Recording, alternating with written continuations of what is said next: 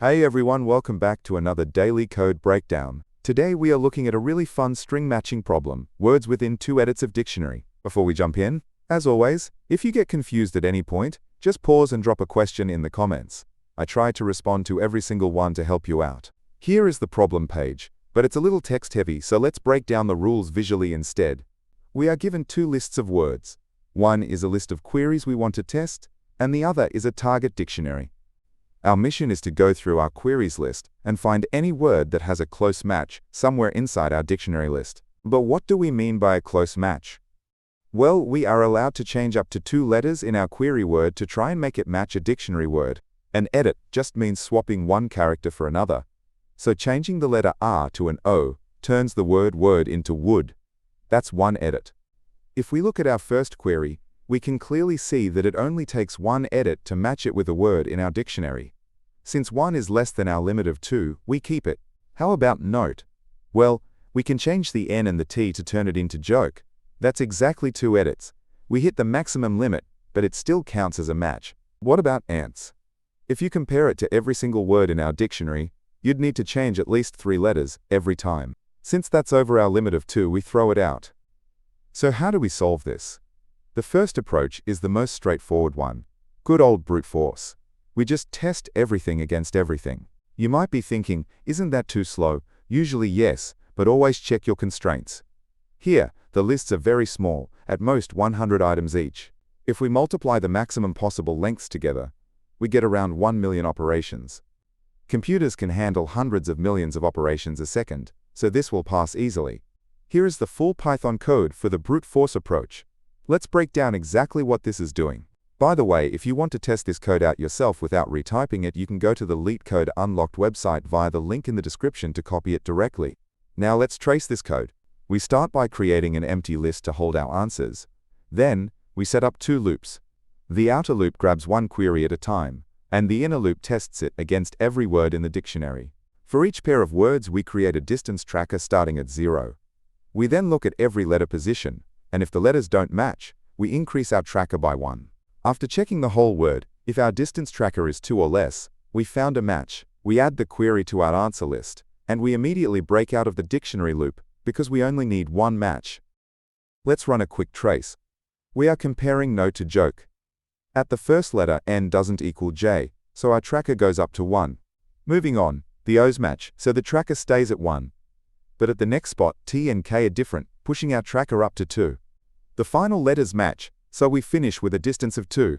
Since this is less than or equal to our limit, we keep the word. You might wonder about edge cases, like what if the very first word we check is an exact match?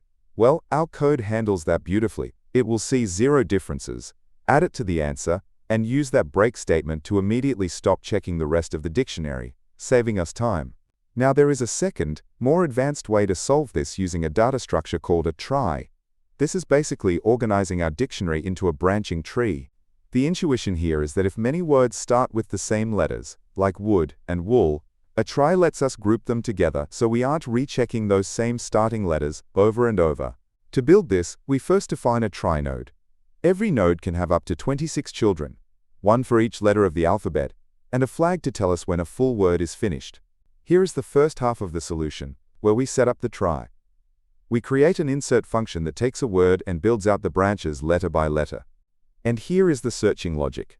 We use a depth-first search that walks down the tree. It keeps track of our current position and how many edits we've made so far. First, the search tries the happy path. It looks to see if the exact letter we need is a child in the tree.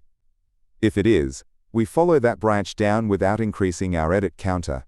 If the exact match doesn't work out, we have to try spending an edit. We loop through all the other possible paths in the tree and try going down them while adding 1 to our edit counter. So how fast are these solutions?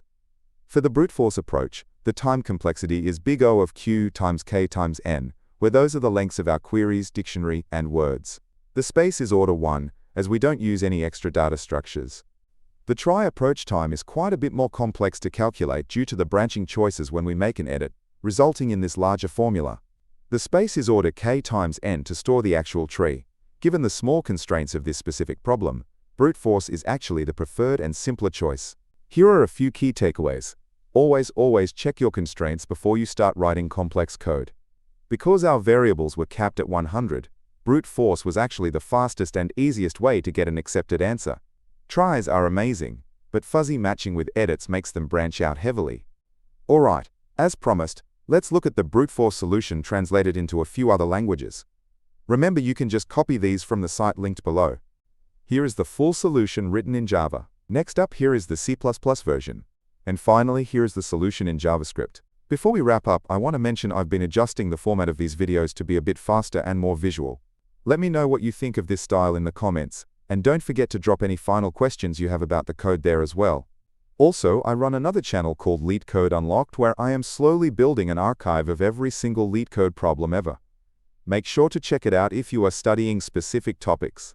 If you want to help support the channel and keep these daily zero-ad explanations going, you can donate at buymeaboba.com/leetcodedaily. Please make sure to like and subscribe, and I will see you all in tomorrow's breakdown.